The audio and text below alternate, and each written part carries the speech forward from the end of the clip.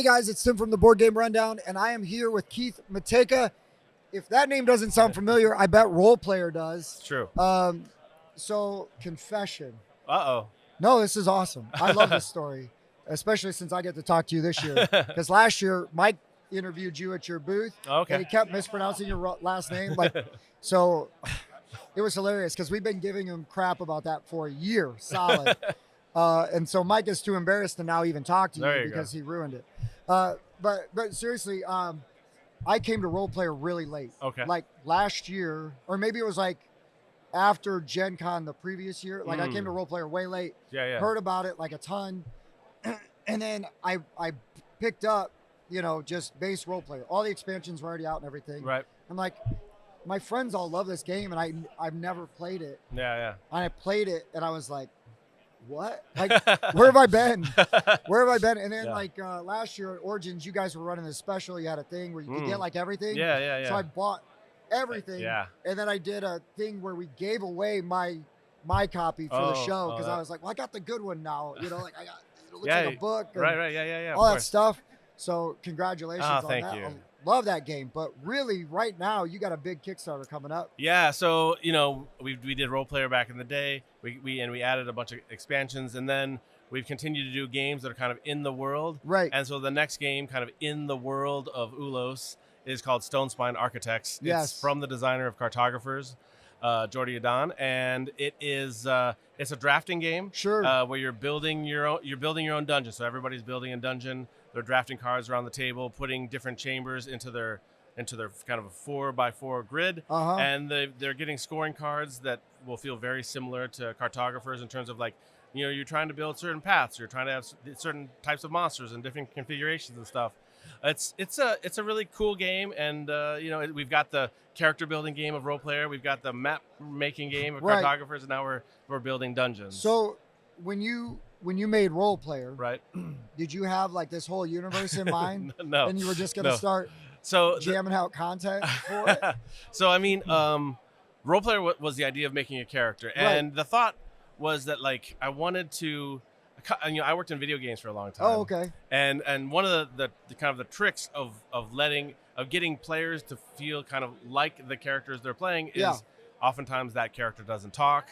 Oftentimes, things are genericized. So the original intent was that Role Player was kind of as generic as you can get, so that when you put down your backstory and you put down your class and you put down your race and you've gotten your different stats and stuff, and the player can kind of imagine themselves as that character instead of me saying, this is your character, their name is Jimmy John, and they do this and this and this. It's like I wanted to keep it nice and open so people could kind of feel it's almost literally a blank slate that you build on. And because you can mix and match the whole thing, you can't get particularly specific with that. Yeah. And then as we've added games, especially with things like Role Player Adventures, the world started as generic as possible, and it's getting more and more specific. There's there's characters that you can get more familiar with, and there's more locations that we're adding and different politics and stuff like that. So over the years we've been adding games, and that's been adding more detail to the world. Well, and it's funny because as an old school D&D player, chucking D6s and then trying to figure out okay, these that's this gonna go to this stat, that's gonna go to this stat. I felt like that game was made for me when I started playing it. And again, I was so late to it, because then it's well, yeah, dummy, Role Player's really good. Where have you been? It's like I tell people it's that night of building characters before the campaign starts, turn into a competitive game. Oh, right. And people are, some people are like, what? That's crazy. Yeah. And especially when we did the Kickstarter initially, it was difficult to communicate to people of why it would be fun. They're like, making characters, I already do that. I don't understand. So it took it kind of for the game to finally come out, and then for people to play it, and then now I see why this is cool. Well, now is that your first big game? Yeah, for sure. It was I think the third Kickstarter, but the other ones were much smaller. So this was the first kind of big game, and honestly, I think it did about $52,000 on Kickstarter, which is a lot of money. Yeah, but compared to mega projects, it's just like a drop in the bucket. We had a small print run. The backers got their copies. I think there was maybe 300 left for retail, and they were gone in a heartbeat. And then me being a small publisher, like trying to get more copies made, finding the money to make that happen was really tough. So I actually took a good friend of mine gave me a nice loan, like a personal loan, to get a second print run going. And it took, I think, till the third or fourth print run to really kind of catch up to demand on it. Oh, sure. That's a good problem to have. Yeah, and now we're at the 10th printing of it at this point. It was released in 2016. There's a lot of games that, like, after 6 months, like, people don't care anymore. It might as well not have existed. I talked to industry friends, and they're like, yeah, a game's got a 3-month shelf life. Yeah, and it's done. The fact that this game, continues to be talked about, this so many years after the game was released. Yeah. Oh my gosh, it's like 7 years now. Yeah, it's crazy. Yeah. So, and now, we did the 2 expansions, and we've got a bunch of promo stuff. But then I felt like the game is kind of where it needs to be in terms of content. Sure. And so now we've been focusing more on kind of world games like Stone Spine Architects or Cartographers, or kind of the role-player adventure stuff where you can take your character and go through these narrative adventures. Also, brilliant idea. Did you have that in, like, anything like that in mind when you did role player, or was it? I mean, even when we were first playtesting it, and the game, I wanted to be about making characters. And sure. But, I think the Dungeons and Dragons fans, the fantasy fans, like, they make a character and they want to go on adventures with it. And I was like, I get that, but there was a lot of games about going on adventures. Whether at the time, whether it was like Mice and Mystics or Descent, so I wanted to focus on this one thing that other games weren't doing. But the game came out, became popular, and people wanted to do more adventure-y stuff.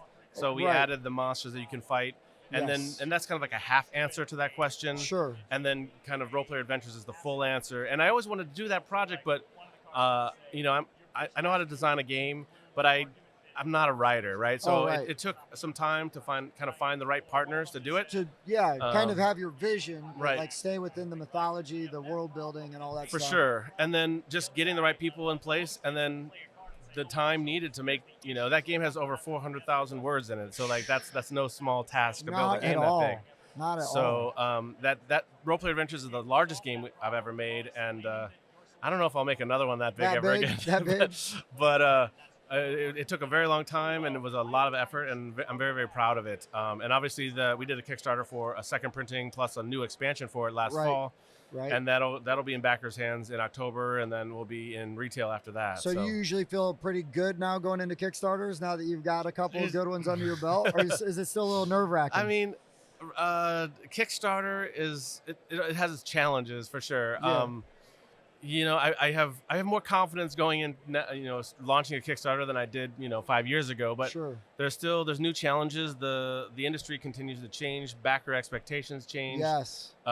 Yes. So and you never know. It's like I think it looks great. I think it's going to do well, and I'm not sure if it's going to resonate with the Kickstarter backing community. So and I can't take it for granted that it's going to do X amount of dollars or whatever, right? For sure.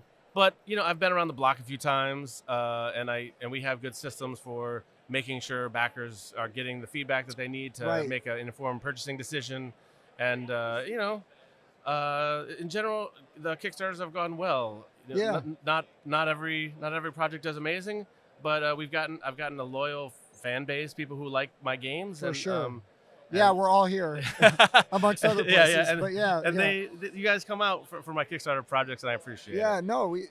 Listen, you got to support the publishers you like. Yeah. If you want them to keep making games, for sure. You got to buy it. You got to get them. And there is risk involved in being a backer on Kickstarter. I get that. 100%. But at least, like, the worst case scenario with, like, you guys is I get the game and I don't like it. Because I'm but Thunderworks, you guys are like a known commodity. You call yourself a small publisher, and I'm like, Thunderworks, like, we're right around the corner from one of the big boys. Like, we were so excited. You guys are right there. Yeah, I mean, Thunderworks is just like 3.5 people. Yeah, I wouldn't have known that. I'm like, no, that's a huge thing. And for a long time, it was just me. So sure.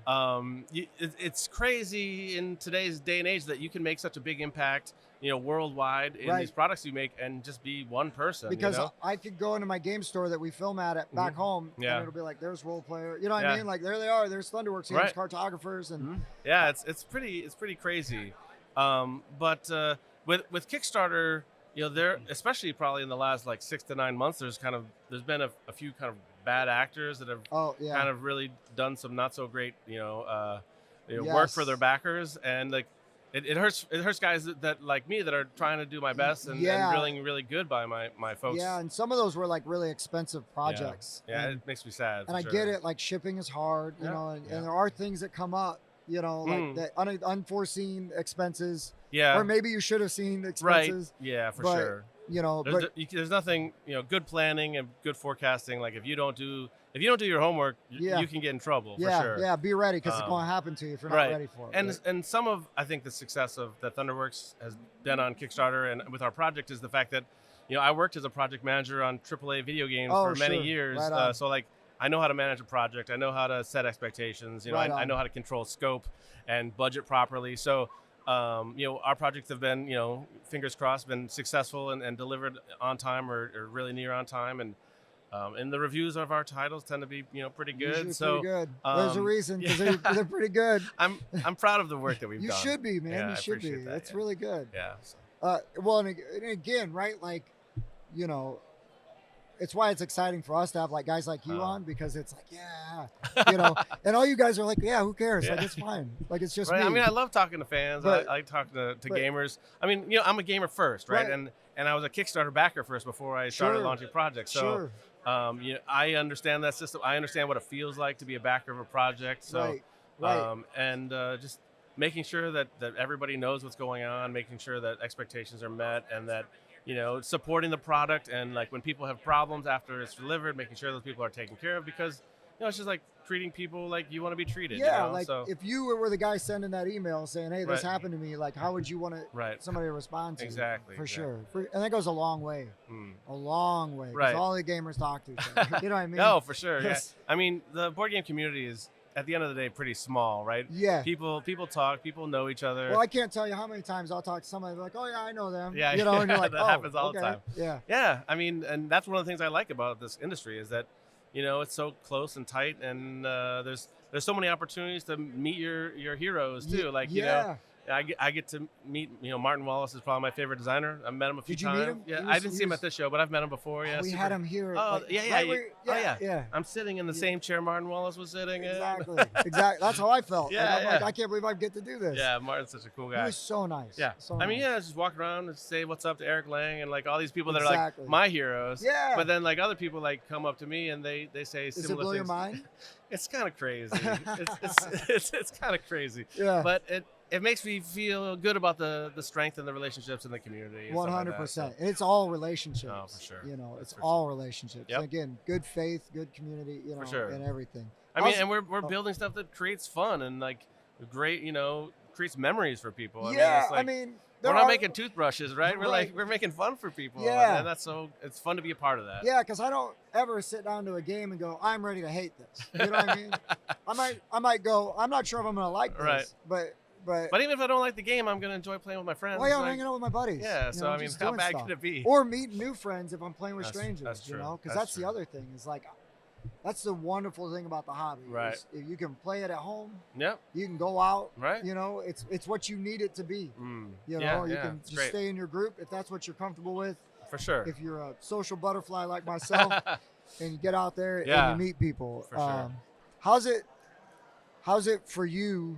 Going from designer one-man show to now being like Thunderworks, you gotta, you know, because you're handing now your baby, Ulos to people making Cartographers. Right. I mean, so oftentimes like games like Cartographers or even like Dawn of Ulos that is just releasing, those came to me. They weren't role player games, right? So part of the development process is like saying, okay, this is a fantasy game. I like this game enough. Can I make it work in the world that we've been building, or is it something else? You know, not everything that we publish is World of Ulo stuff. It does, 10 Penny Parks. Yeah, 10 Penny Parks. You know, Cape May. We did a game about the Russian Revolution a few years back. Right on. So yeah, we've done stuff outside for sure. Sure. But yeah, there's what kind of opportunities do we have to kind of bring this into the world, and what connections can we make? And even like Lockup was originally not a role player world game. And we were still working on Role Player Adventures at the time. So that one kind of like we Lockup came in, and it was called Fantasy Lockup at the time from Stan Kordonsky. And we're like, well, this is a fantasy prison, and we're working on the Role Player Adventure story. It's like, well, what if we went into that prison in the story, and then we like started adjusting role player adventures to kind of incorporate those kind of things. And I love Easter eggs in video games and stuff all the time. So for sure. Because all these games are in the same universe but kind of mechanically disparate, like they're separate, it gives me all kinds of opportunities to do that kind of stuff. Yeah. And I mainly just do them for myself, but they're fun to talk about. But if anybody gets them, then you're like, you found that, right? It's like, yeah. So, there's a ton of stuff in role player adventures because there's such a narrative piece. Yeah. Whereas in like a game like Cartographers, like I've got a paragraph or two to set the stage, and then it's all about the gameplay. Yeah. But yeah, there's all kind of little things like in the lockup board. There's a tiny little image of a chisel underneath one of the beds, and you can get that chisel when you play role player adventures. Oh, or nice. There's and the lockup board has a bunch of little Easter eggs on it that I don't know. They're mainly just there for me, but if other people spot them, that's cool. That's super fun because then they're digging in deep. Yeah, and they're playing and they're loving it. There's a world to explore if you're interested. If you just like playing games, you can ignore all that stuff and have fun. Well, I'll tell you something crazy about Cartographers, and that game will always have a special place in my heart because during the lockdown, I'll get through this. Yeah. Everybody's stuck at home. Hmm? We had Cartographers, and another buddy had Cartographers. Right. And we all got on streaming. Right, Zoom or whatever. Yeah. And we all play Cartographers. Yeah. Like we play a bunch of party games, and we're like, let's play Cartographers. Right. I started showing people Cartographers. Right. Like, oh, I've never played. We'll drive by. We'll throw sheets in your Right. mailbox. Oh, funny. Go pick them up. Yeah. I'll see you in a half an hour. Yeah, we'll get on and go. Yeah, and we have the sheets available for download on our website too. So during the pandemic, it was I heard lots of stories about people playing it over Zoom or over FaceTime or whatever. We were definitely some of those people. Yeah, it's and it was like board games. It's a tough time. You right. go and stir crazy and everything, and yeah. with everything going on, and it's like I can just play some board games, and I still get to I had a game I could still play with my friends, right. And stuff. Yeah, I mean, I think when things are tough like that, like gamers find a way to make it work, right? Do. So whether you're playing Cartographers with your friends over Zoom, or I had I did miniature painting parties over Zoom. Oh, right on. Like we would all be just hang out. hang out, chat, and show each other what we're working on and stuff, and that was really fun. And we did some role playing games over. We did that too. Yeah. We did that too. We played the Alien RPG. Oh, funny! There's a role playing book based on the Labyrinth, the movie. Oh yeah. So we played that over. Very cool. So yeah, I mean everybody's stuck at home. We're all bored out of our mind, and we're sick of looking at the news and the stats and all that stuff. It's like let's do something fun. We need some escapism, and gaming is perfect for that. It's so good. It's so good. Did you guys have any games that came out of that, like being stuck at home, where you're like, okay, I got time. I guess I'm gonna drill into this. No, not specifically. It was more like in 2019. I think I did 11 conventions, so I was on the road a lot. Wow. So I was stuck in the office, so I was able to really focus on making progress on a bunch of the stuff that I had in the fire already. Right. So that was great. And then you kind of mentioned the designer versus publisher balance that I was working on. So that's one of the things that's been hard because originally I was doing my own games, and then I started picking up some other designer stuff, and it was kind of like a 50-50 my games and other designers' games. Sure. And I started kind of sliding more, taking on more of other games of my own. And in the last few years, I've been able to bring a couple folks on to help me out, and then so now I'm trying to get back to working on my design going. More. Yeah, it's I'm proud of the work that I've done on the publishing side and on the designing side, but it always the publishing piece is just so time consuming. There's so many elements in terms of logistics and marketing and sales, and whether updating our website or safety testing or just random stuff that all that stuff always feels like it has to happen right now, and then design stuff ends up going to the back burner a little bit. So I've been doing more design work over the last year. I mean, we just released Goblin Vaults earlier this year. I was looking at that. It looks really fun. So I got to work on that, and I worked some more on. I designed a couple games for Pencil First, Skull Hollow and Mall Peak. Those 2-player games that he does. So. I mean, that's a whole other story, but so I designed those games for my buddy Ed, and I was happy to see the second one come out this year. Yes. So I've been doing more design work, and I'm excited about that. And I'm still doing a lot of publishing work, but it's nice to kind of share that load with some of the other folks on the team. Yeah.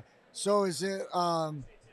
What what's your favorite game? Not that you can answer the one you made, but I was just gonna say, what's your favorite game right now? Like, what are you playing? Oh, right now, well, it can be your own game. I don't care. No, I mean, when people ask me what my favorite game is, I usually say War of the Ring because I love that game. Yeah. I don't get to play it very often because it's such a big kind of... It's appointment gaming. Yeah. Like, you don't just roll into a game night and be like, who wants to play War of the Ring? Yeah, you got to schedule that, right, for sure. And my favorite card game is Glory to Rome, which So I have an old clamshell version of Glory to Rome I picked up ages ago. I finally got it played. I'd never played it. My sister loves that game, so she taught it to me. Oh, great! It's so good. It's one of the first games that I played that had a lot of multi-use cards. Right, that's a big deal. Yeah. And there's so many broken combos you can find in that game, but because there's so many of them, it doesn't feel unbalanced. Like, I just found a different broken one that you found. Right. And it just feels like this is a crazy thing I'm doing, and like most modern games wouldn't do something like this. Right. And there's something kind of charming about that. And there was a time when I was kind of getting into publishing, and one of the first big Kickstarter games was a version of Glory to Rome. That black box. The black box, right? Yeah. So that was one of the first big games on Kickstarter. You know, I was a backer of that project, and while we were waiting for it, and we had to wait like 2 years or something, me and my buddies were playing the clamshell version. Yeah, I got on our lunch hour, like almost every day. Nice. So I've played a ton of Glory to Rome. Well, it plays fast too. If everybody knows how to, once you know how to play. Yeah. Well, and it's got a couple of these crazy like cards in it that terminates the game. You know, like the catacombs. You build this, game's over. You're like, everybody's like, what? You know, or you build the form. You're like, I won, and they're like, what? You know? We got to the point where if somebody said that if somebody took it, it'd be like, you have to say. Yeah, you gotta announce that. Yeah, we gotta at least know. We gotta at least know. But yeah. I was really impressed with it. It was super fun. Yeah, and I like multi-use cards. Right. So do I. It's my favorite thing. Fast. It's like, it seems daunting at first, and then like, oh no, this is pretty straightforward. Yeah, I think here it does that. Yeah, I think for like a non-gamer, it's pretty challenging to pick up. Yeah, totally different. But you know, I played a lot of games, and it's pretty. I've taught it many times. It's a good time. So. Yeah, well, and again, right? Like, you scaffold on what you've already learned. For sure, you know, right? I mean, I think gamers sometimes kind of forget that, like, you know, you've played 200 games, so like picking up another one is no big deal, but like somebody that doesn't play a lot of games, like picking up something that like even what we would consider a very simple game is foreign to them and difficult to wrap their brain around sometimes. Yeah, I've had friends that are like, oh, what's this? And they look at the rule book and it's more than 3 pages, and they're like, oh, I don't know. Right. Yeah. I'm like, trust me, it's a lot of pictures. Right. Like, you're cool. Like, oh, we'll get you through this. Yeah. You know, give it a minute. But like, and I'm just gonna talk about role player and cartographers specifically because those are ones I can get my wife to play. Oh, nice, yeah. You know, and she's not like a hardcore gamer. Like, she plays to tolerate me, you know. I mean, she enjoys it, but like much heavier than something like that. It's really gotta like be something she's excited about. But but yeah, I mean, that's the great thing about those kind of games. Well, then role player, you can even scale up. You can get as in depth as you want. Right, you can go deeper with more and more expansion stuff if you want to. But I mean, even at the end of the day, you're just drafting dice and putting them in slots. And there's a bunch of kind of other stuff that happens, right? So the core mechanic of it is pretty simple, but there's enough kind of meat there for gamers to enjoy and explore and find new strategies and stuff like that. So for sure. When you do a game, do you think of mechanics or theme first? I mean, it's a mix. It depends on the game. Sure. Right. So I've done it both ways. So the first game I did was a game called Bullfrogs, which was a mechanics first design. Okay. And then I kind of had it all, you know, the mechanics kind of set up. And I had a bunch of theme ideas, and I like created a spreadsheet with all the different mechanics and like tried to explain what each one of that was in that theme. And I just picked the one that had the most like logical connections. Right. That I thought was the coolest. And then things like role player, that was clearly a theme first. Like how do I create a game around this? And then something like Goblin Vaults, which we worked on. There was a general theme because that game.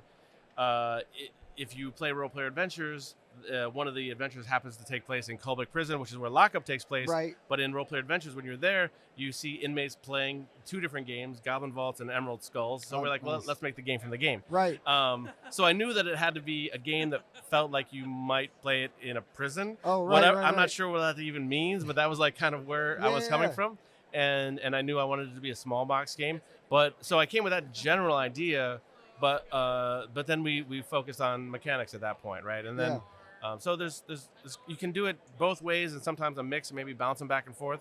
And it depends on the game, what you're trying to accomplish. And it makes me think of like the old Knights of the Old Republic yeah, video I know, game, yeah, and then you go in there and you play Sabacc, or for whatever. sure. And then they released like a the Sabacc cards, the weird, which the played diamond more like from the Han Solo movie, but right, different from the Right. But anyways, yeah, I love those kind of things where Yeah. like the mini games inside, or this is from that, and then Right. this is that, and it's like a traditional card game. It's got 6 suits that go 1 through 10, and it's got some auctioning going on. And it's like I've played a lot of traditional card games, Sure. and they're not really known for being particularly rich thematically, Right, right? right. When you play, blackjack, thematically, what are you really doing? Right. Who knows, right? Yeah, So, yeah. but I think even if the theme, I know sometimes use the term like pasted on themes. Oh, sure. Like I would rather have a pasted on theme than no theme at all. No like, theme. Yeah. I would even if it's not a strong theme, I would rather have a theme than not something, one. right? Gives Right. you at least something to build the art and the graphic design Right, around and right, everything. Because yeah, I mean, sometimes your box will make or break your game too. 100%. Like, Yeah, I feel like the art for me, like art gets you to pick up the box, gets you to try the game, and then the gameplay is the one that makes you want to keep playing it and Right. and talk about it. And, Right. and stuff. Yeah, I mean, that's the thing. Like people at the cons, Right. they're walking by, they're gonna Yeah. go to this stuff that looks really cool. Right. It's all about eye candy. It's got to look. Yeah, It's yeah. got to look good. So, if you have a great game but your artwork is kind of underwhelming, it doesn't really matter how good your game is. Nobody's gonna play it. Right. So, Right. Well, you guys consistently have a real good, really nice through line. I Like all appreciate your that. stuff looks beautiful. I love it. Awesome. So Stone Spine Architects. Yeah, I wanna that's make the sure new I one. say that right. Yeah, and Stone Spine Architects that's coming to Kickstarter July 11th. Right on. So just a couple weeks away, and thematically, you are Master Hort Gully, the Minotaur. You're a student of his. He's teaching you He's how on to. the banner. He is on the banner and the cover of the game, and he is teaching everybody how to make dungeons. And you are a student of his, and so you're trying to achieve the title of Master Architect. Nice. And so everybody's building dungeons, putting monsters and traps in different rooms. Kind of creating paths from the exit to the entrance. Right. It's a really good time. It takes 45 minutes. That's nothing. That's it's a short game, similar to Cartographers. Right. Plays 1 to 5 players, so it's got a nice wide range number of players, and it's just a really good time. So it's exciting. I love it. Well, and this is just as like a fan, right? Of all the companies that that I'm a fan of. It's like they're you want them to keep coming out with stuff, right? So you keep digging in, You're right? Like, well, here they go again. Like here we go. Yeah, I mean, and especially because these games take a long time to make, right? Yeah. So even manufacturing and production and all that stuff can take a solid 9 months, and you can make at least a year to make these, design them and get all the artwork done. So we work on these games for a long time, and when they finally come out, it's like we gotta kind of have that cascade of projects that are always in progress. Right. So you got one coming out, and then you're working. So then when that's done, boom. Here's the new one. I've probably at least 5 or 6 projects in progress at any given time. So that's awesome. I love it. Yeah. We used to do maybe 1 game a year, and now that we've kind of got some more people, I'm able to do 2 or 3 games a year. So, and that's the cadence that I think that we'll probably stick at for a while. Sure.